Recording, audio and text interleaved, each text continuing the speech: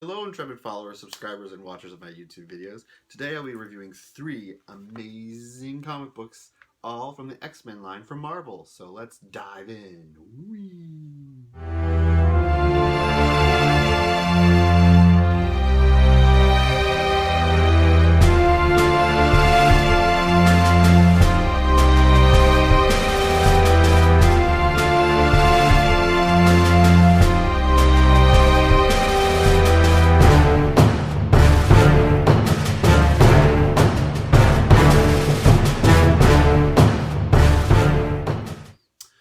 Alright, so today we're going to be reviewing 3 comic books, as I showed you before. We're going to be reviewing Xmen Prime, Xmen Gold, and Xmen Blue. Now, this is not the first time we've had teams that are called Blue and Gold, but this is the first time they've made it pretty... obvious by actually naming the comic books Xmen Blue and Gold, as opposed to just being X-Men and Uncanny X-Men, or Astonishing X-Men, or All New X-Men. They've had a lot of different titles, but this is a decision that they made. They wanted to go forward with this way of doing it, and that's cool. It's different, and it's now, and that's really great. But first we're going to start here with Xmen Prime. This, of course, is also not the first time they've done a comic book that sort of like relaunches the whole X-Men line of comic books. It's a great starting off point. If you've never ever read an X-Men comic book and you're looking for somewhere to start, this is also a great place to start, because you're going to learn about some of the characters that are in the comic books already and learn where they're going with the coming series. It's a jumping off point, a great jumping off point for all the series that are coming out. Not just the ones that are the X-Men ones, the Gold and Blue. It sets up Generation X, I believe even Cable. I'd have to read it again maybe to make sure, but that part I'm not too sure about. But the first two I am. So this is written by a few people. It's a joint effort, which is great. I love it when they do have more than one writer, artist, illustrator, letterer, variant covers. It's just really cool when they get together as a team and create something together. It shows some real depth of ingenuity and creativity. So the writers on it are Mark Guggenheim, Greg Pak, and Colin Bunn. They do a great job of talking about where this series is going, who's going to be in the following coming up series, and what to expect from all the different characters. Now, I'm not going to give anything away. I'm not going to tell you what's going on specifically in the story. Kitty Pryde is the main character in Xmen Prime. She's coming back to the series. She's been away from the X-Men series. They've been using her in the Guardians of the Galaxy line. She actually had her own comic book there for a minute, and the Secret Wars storylines. It was pretty good. So this is essentially her coming back to the X-Men, her getting to know what's been going on, what she's missing, and finding out what's happened to the young team of X-Men that she helped guide or mentor, because they, if you didn't know this already, they brought back an X-Men team from the past into the present. And we'll get into that with one of the other comic books. Again, like I said, it's a great jumping off point. You get to see where the creators of the X-Men are going, what they're going to do next, how they're going to make it look. I do want to talk about a few different pictures that are in here, some different scenes that I really loved.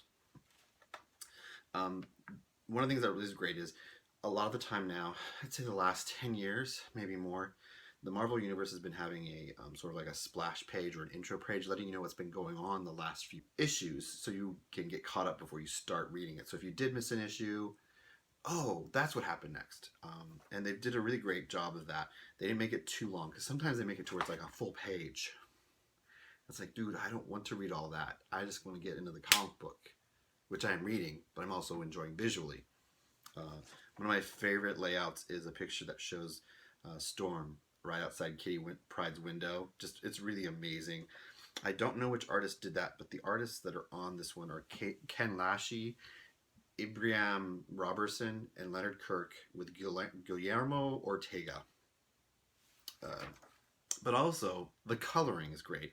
There's 3 colorists on it: Maury Hollowell, Frank Diarmarta, and Michael Garland. I apologize if I ruined those names.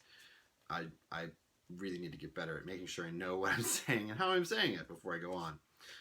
I loved their coloring on this comic book. They did a great job of just showing the different aspects of things. Like if they're showing something that's from the past, the coloring is a little off. So it shows that it's something that just happened in the past, and it's not like right in the moment. there's a scene in here where Kitty and Storm are sitting at a diner, I guess, hanging out, and it reminds me of a scene from the X-Men where in the past they used to have a place that they hung out at that was in the town of Westchester, and it's sort of like is almost like a homage or a playback to that scene and that place. We also get to see, like I said earlier, we get to see what's going on with the X-Men who were brought back from the past, and what they're going to do next, and we get to see some of Kitty thinks of what's going on with the X-Men, her decisions on what should happen next and where they should be going with things. And I love the fact that she sort of comes in to be a new guide, a new leader for all the X-Men. If you didn't know this, they killed off Professor X a while back. So this, in a way, is creating a new leader, a new head of the X-Men. And Kitty Pryde is essentially that. I think of all the characters next to Cyclops or Jean Grey or Storm, she's the one that I think really has the strength to honor Professor X's decision on what's going to happen next. So the next one, that just jumps into the next book we're going to talk about, Xmen Gold. This one is written by Guggenheim, and it's penciled by Adrian Saif, inked by Jay Leiston, colors Frank Martin, and letterer VC's Corey Pettit. It's a really good jumping on point. So if you didn't get Xmen Prime, which I suggest you do, Xmen Gold is a great place to see which characters are going to be a part of the team, and where they decide to have their headquarters. So if you didn't know, recently in the comic books, the X-Men comic books, one of the two headquarters, one of the two bases of operation for the X-Men teams, one of them was in Limbo, which is an area that is controlled or controlled by one of the characters named Illyana Rasputin, or Magic as her code name is. But they're no longer there. I'm not going to tell you where they are now, because I want you to read the book. So I just said no spoilers. I'm not going to do that to you. But you get to meet some of the characters that are in here and which characters they've decided to be a part of this team. If you haven't looked at the cover's pretty obvious which members are part of the team. But it's still cool to look at because just the decisions they've made with which characters they're using. And one of the characters, a character that I've always loved, who I'm glad they're bringing back because she sort of disappeared in the last few, probably a year or so. And that is Rachel Summers, or Rachel Gray. She's gone by many different names. She's gone by Phoenix. She's gone by Marvel Girl. She's gone by Rachel. But she's back, and she's decided to take on a new code name called Prestige. I'm not giving that away because there's been a few outlets that have talked about that name change. If you haven't read that, that's oops. But you get to see what's going on with her and why she's changed her name. In the words that the writers use for her, she says she wants to look forward and be a different person. So she doesn't want to be known as the Phoenix or Rachel or Jean Grey's daughter or Scott Summers' daughter. So I think it's really cool of her. So the writing in this is really good. They don't bring in the villains they bring in aren't like a whole new group of villains. It's some people we've known before, and they're coming back again. And what's really different, I think another thing that I really liked about this is they have this really cool thing at the very end. It's almost like a retrospective of what's been going on with the X-Men from the very beginning till now. It's called The Road to Xmen Gold. It's a great little thing, and it shows actually different pictures from different comic books by different artists. You see stuff by Byrne, you see stuff by Allen, you see stuff by, oh my gosh, there's so many different artists' stuff in here. It's great, and it just brings you up to date with all the different characters that are involved in Xmen Gold. It's pretty much a lot of the original characters. Well, no, I should take that back. Not the original characters. It's about Xmen Gold is the characters who started with, I think the 70s, it has Nightcrawler, Colossus, Storm, Wolverine. Those 4 people. And I think it's really great because that's a really great team, very powerful team. So we'll see what happens and where it goes. I'm looking forward to it. Guggenheim, Saif have done a really great job. The coloring, again, you know, some people don't talk about the colorists very often, but Frank Martin, I have to say, his colors are really great. He knows how to bring out depth. He knows how to bring out shading. He knows how to bring out some realism to everything. There's a scene in which Storm and Nightcrawler are sitting and watching TV, and the way Saif juxtaposed the TV against the characters in them watching the TV is really something I've never seen in a comic book. Instead of showing just the flat screen in front of them and then like maybe in the foreground or the background, they're to one side and the screen to the other side, and it's almost like half the screen, like you're seeing it from the side view, and it's just the coloring is really great. I'll show you a picture of it. Frank Martin did a really great job with the coloring. There's not that much color, a lot of dark hues, a lot of dark colors to play against the TV screen, which is a bright colors because it's a TV and it's a person on the TV screen. So I really enjoyed how they did that and showed a lot of the shading and the shadowing that happens when you're in a dark room watching a TV. So it's really great. So that's Xmen Gold. Okay, so I will take a moment, side note, to talk about Saif. As some of you have already seen, there's been some talk about this, that Adrian Saif put some stuff into the comic books when he was drawing them that was controversial. And he had his reasons for doing it. And, well, you know, Marvel's decided to make some decisions on what's going to happen next. So I don't know if he's going to still be on the artist on the comic book or not. But he has to live with the consequences of what he did and for what he wrote. And a lot of people have spoken up about the controversy. And I think he wanted to take a political stance because, well, X-Men has always been a book about rejects and resistance and talking about things that are not the hottest topic. And I think that's what he was trying to do. But I could be wrong. I'm putting words in his mouth probably. Don't want to do that. But I think it's the book is still good. It stands up even without the controversy. There's some really great spots in it where you see some of the characters doing something that you never thought they could do, but their power scale is just amazing. It shows just how powerful they can be, especially Kitty Pryde. I'm not going to give it away, but just let's say she knows how to pull a punch. And I love one of the lines that she says. She says something that you'd only hear from Logan, but it's definitely her. She says, "I could really use a beer." I love it. It's a great line. Yeah, so the only thing I didn't like, I told you I wasn't going to tell you where their headquarters were, but my opinion is I don't like it.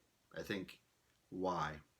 Why put it there in a place that's going to create, it's almost like, okay, we want to make it even more controversial, more difficult for them. And it was just sort of a MacGuffin device that they really didn't need to use. I think they could have easily just placed the headquarters. I think a great place to put it was back at Westchester. Really just put it back where it started. Let's bring it back to what it originally was and where it originally was and just go from there. I really didn't like the fact that they moved it to the place they did. Let's just say it's sort of like they were thinking, okay, so, you know, there was that whole run where they were in San Francisco and then they made that island that they called Utopia. I think they were feeling like they had to do the same thing. Like it's become like formulaic.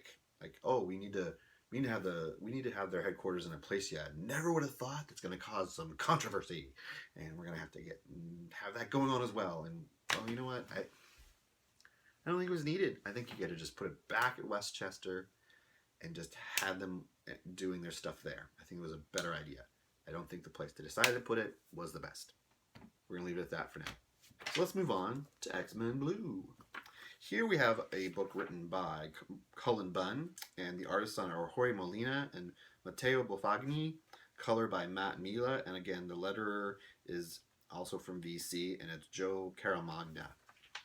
This, of course, is the original team. Now, not the original X-Men.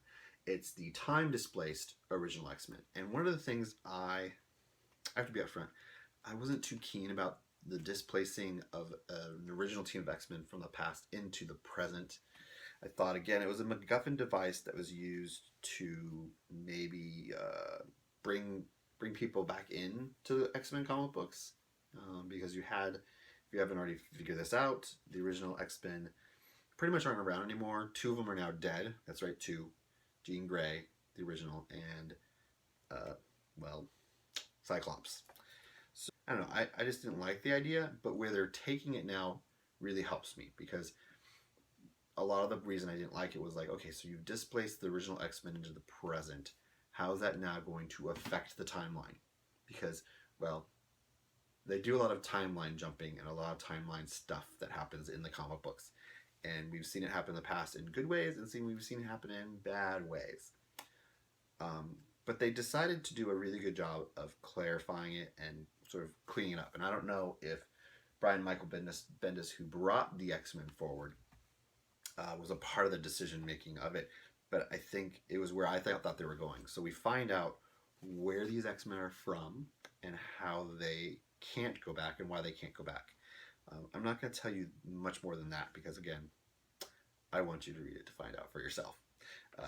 And I think it's a really good run. I thought about not getting it. I thought, you know what, I'll just read this one, see what it's like, but I'm not going to invest my money in it. But after reading what Cullen and Jorge and Mateo and Matt have done, you know, I really think I will go there.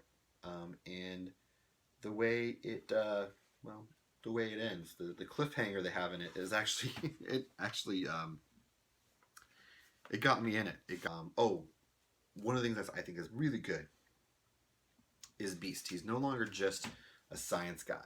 He finally decided he was going to see what other ways that he could help his teammates get back to their timeline, and he decided to try magic. So now he's blending magic and science together, which I think is really cool.